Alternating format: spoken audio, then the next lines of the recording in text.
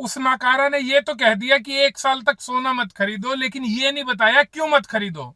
असल में इसके निकम्मेपन की वजह से डॉलर के मुकाबले रुपया गिरता ही चला जा रहा है और भारत में सोने का उत्पादन है बहुत कम।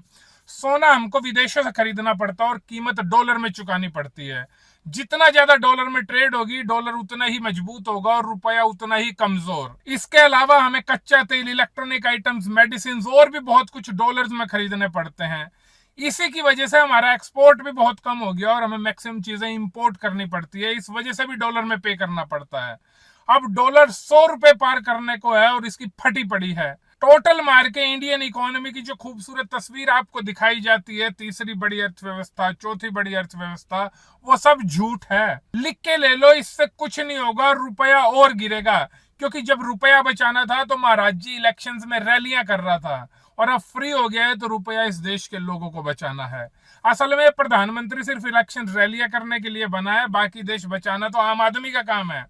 जब पूरी दुनिया के देश तैयारी कर रहे थे तब ये अपने आंट भक्तों से उन देशों का मजाक उड़वा रहा था। कोरोना के टाइम में भी इसने ऐसे ही भसड़ मचाई थी, पूरे देश को छोड़ दिया था मरने के लिए।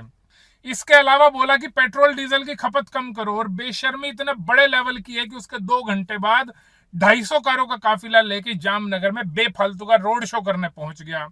इतने में भी हवस नहीं मिटी राजा बाबू की, सुबह गिर में रोड शो करने पहुंच गया। ये राजा बाबू तो ऐसे ही बड़े बड़े कन्वॉय लेके घूमेगा, प्राइवेट जेट में घूमेगा, बसों में अपनी रैलियों के लिए भीड़ इकट्ठा करेगा, लेकिन पेट्रोल डीजल की खपत आम आदमी कम करेगा। इतना नकारा और निर्लज हेड ऑफ स्टेट पूरी दुनिया में कहीं नहीं होगा। बोल रहा है फॉरेन ट्रिप्स मत करो, और खुद 15 तारीख से यूरोप जा रहा है, 4 देश घूम के आएगा, नीदरलैंड, स्वीडन, नॉर्वे, इटली। भाई किस लिए जा रहा है तू? इतनी चिंता हो रही है तो वीडियो कॉन्फ्रेंसिंग कर ले।